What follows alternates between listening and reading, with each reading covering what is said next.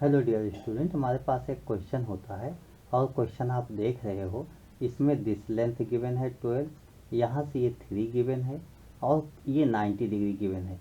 यहाँ भी गिवन है कि एक ट्रायंगल बना हुआ है, इस ट्रायंगल में 3 साइड इक्वल गिवन है। उसके बाद यही जो येलो रीजन है इसमें बताया गया है कि find the yellow area. Yellow area आपको बताना है। तो येलो एरिया अगर आप देखो क्वेश्चन, तो ये येलो एरिया आपको दिखने लगी होगी।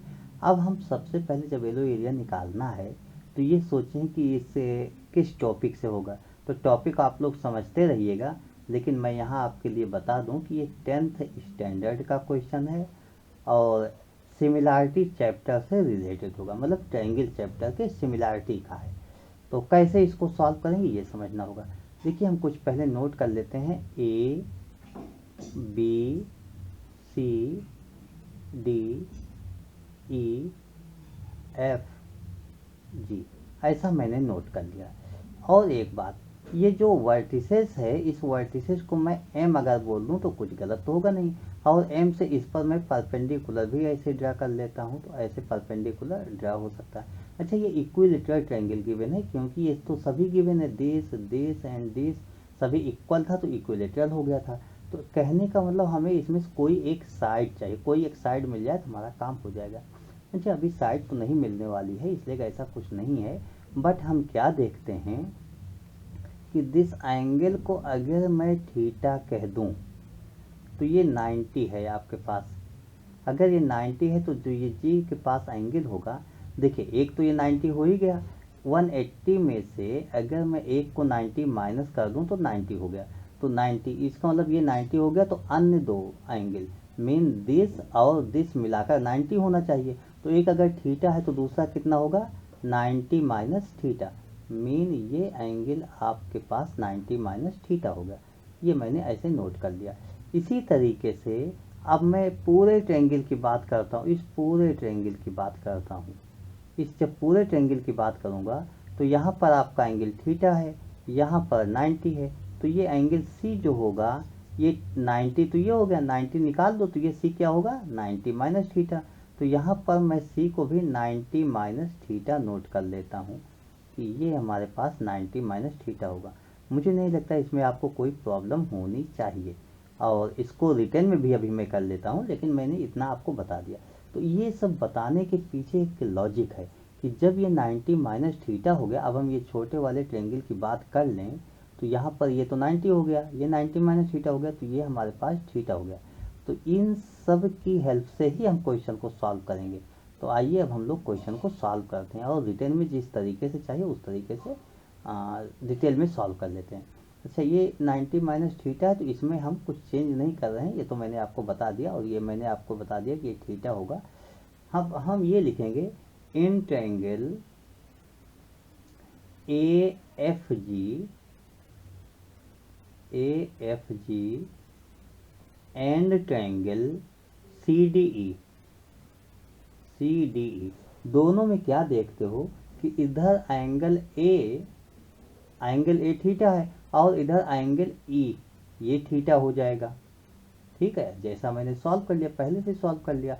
उसके बाद इसमें एंगल जी ये 90 माइनस थीटा होगा और इधर एंगल सी ये भी 90 माइनस थीटा होगा। As solve. अच्छा, मैं बहुत डिटेल में नहीं लिख रहा हूँ, इस तरीके से दियर फोर ट्रायंगल। देखिए यहाँ ए जी एक सीक्वेंस में लिखा है, ए जी, और जो एब्सेंट है इसमें से ए जी एफ आपके पास एब्सेंट है। सिमिलर ट्रायंगल, यहाँ पर ई सी मैंने नोट कर लिया, ई सी नोट हो गया तो डी बाकी होगा, डी भी नोट कर लेता हूँ। तो इस तरीके से मैंने नोट कर लिया। तो ये तो सिमिलैरिटी हमारे पास आ गई। जब सिमिलैरिटी आ गई तो हम यहाँ पर A G upon E C G F upon C D equal to A F upon E D, ऐसा नोट कर सकते हैं। एक बात और, अब इसमें आप क्या देखते हो, अगर आप फिगर देखो तो यहाँ पर आपको दिख रहा होगा कि जी एफ जो है वो ई डी की हाइट के इक्वल होगा, दोनों इक्वल होगा, मीन जी एफ और ई डी इक्वल होगा। तो जहाँ भी जी एफ लिखा है, ई डी लिखा है, उसको हम कुछ लेट कर सकते हैं तो थोड़ा सा ईजी हो जाएगा देखने में। इसको मैं एच लिख लूँ तो ये भी एच हो जाएगा। सबसे पहले मैं जी एफ लिखता हूँ और ई डी लिखता हूँ। तो GFED किस में है ये देखिए, ये दोनों हमारे पास इसमें है GFED, तो यहाँ पर मैं लिखूँगा। ठीक है, GF सबसे पहले मैं क्या लिख लूँ, H/CD। तो देखिए CD आपके पास गिवन है 3, दिस 3 होगा इक्वल टू AF। अगर हम AF यहाँ पर देखें तो AF ये हमारे पास 12 होता है, तो इसको 12 लिख लिया जाएगा। इसी तरीके से ED की बात होती है, तो ED आप ये देख रहे हो ED H है, तो यहाँ पर H लिख लिया जाएगा। यहाँ से आपको H² इक्वल टू 36 हो गया, H इक्वल टू 6 हो गया। तो मुझे लगता है यहाँ पर कोई आपको प्रॉब्लम नहीं होना चाहिए। H आपका निकल आया। देखिए H है क्या, ये जो हाइट है वही हाइट तो यहाँ भी है ना ट्रायंगल में, दिस हाइट है। इसका मतलब M यहाँ पर N लिख लें तो MN हो जाएगा। देयरफॉर देखिए GF equal to MN equal to DE और इक्वल टू H हो गया। तो यहाँ से आपको MN इक्वल टू दिस आपके पास 6 हो गया। एक ट्रायंगल है उसमें ये 6 है, तो इन सब को मैं हटा दूं तो शायद आपको ज़्यादा बेहतर तरीके से समझ में आएगा। देखिए मैंने इस सब को हटा दिया, और इनको हटाने के बाद एक ट्रायंगल हमें दिख रहा है, वो ट्रायंगल हमारे पास इस तरीके से है। इसमें हाइट 6 है, तो एक इक्विलेटरल ट्रायंगल मैं यहाँ बना लेता हूँ और क्वेश्चन को सॉल्व कर लेता हूँ, क्योंकि इक्विलेटरल ट्रायंगल की हमें एरिया चाहिए। तो हम एक इक्विलेटरल ट्रायंगल ऐसे बना लेते हैं, और इस इक्विलेटरल ट्रायंगल में दिस हाइट हमारे पास 6 गिवन है। इस तरीके से आपके पास एक ट्रायंगल बन गया, और इसी ट्रायंगल की आपको एरिया चाहिए। इस ट्रायंगल की एरिया आ गया, इसका मतलब ट्रायंगल आप येलो रीजन की एरिया निकाल दिए। तो इसको हमें निकालना है। देखिए हम इसको निकालने के लिए ऐसे कह देते हैं, क्योंकि मैंने इसको H तो पहले ही बोल दिया, PQR। देखिए यहाँ पर सभी साइड इक्वल है। अगर मैं इसको X कह दूँ तो ये भी तो X होगा, ऐसे X हो जाएगा। तो ये जो हमारे पास साइड होती है ये परपेंडिकुलर है, इसलिए मैं इसको क्या कह लूँगा, x/2 कह लेता हूँ, x/2 यहाँ तक। यहाँ पर राइट एंगल ट्रायंगल यानी पाइथागोरस लग जाएगा। तो पाइथागोरस में क्या होता है, hypotenuse square mean x² equal to perpendicular square plus base square. Base ये हो गया, परपेंडिकुलर ये हो गया।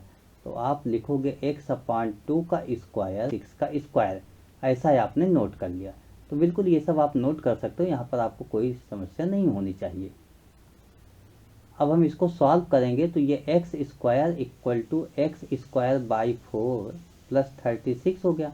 इसी बात को अगर सॉल्व किया जाए तो आप क्या देखते हो कि ये लेफ्ट साइड लाएंगे, 3x²/4 इक्वल टू 36 हो जाएगा। Mean x² equal to 36 into 4 divide by 3। और इसको जब सॉल्व करेंगे तो x² इक्वल टू 3 से ये 12 होगा, 48 हो गया।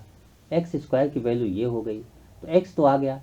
Area of equilateral triangle formula जानते हो, √3/4 साइड स्क्वायर होता है। और आपके पास साइड क्या है, साइड आप जानते हो कि साइड आपके पास x होती है, और x² आपके पास 48 है। ये सब तो नोट है, बस हमें इसकी वैल्यू पुट कर लेना है। तो इसकी वैल्यू हम पुट कर लेते हैं। यहाँ पर क्या लिखेंगे, equal to √3/4 into side square mean x², तो ये 48 हो गया। 4 से हम 48 को कैंसिल कर सकते हैं। 12 एरिया ऑफ येलो रीजन 12√3। अच्छा इस क्वेश्चन में हम देख लेते हैं 12 और 3 जो गिवन है क्या सेंटीमीटर में गिवन है। अगर सेंटीमीटर में गिवन है तो सेंटीमीटर में आंसर होगा, नहीं तो सेंटीमीटर में आंसर नहीं होगा, हम स्क्वायर यूनिट लिख देंगे। तो इसको देखते हैं, ये सेंटीमीटर में आप देखो ये तो गिवन है सेंटीमीटर में, तो इसका मतलब सेंटीमीटर स्क्वायर हमारे पास एरिया हो जाएगा। तो इसको हम क्या लिखेंगे, centimetre square, this centimetre square. तो ये आपका आंसर हो गया। मीन क्या हुआ, 12√3 सेंटीमीटर स्क्वायर, ये आंसर आपका हो गया। Okay, thank you, bye.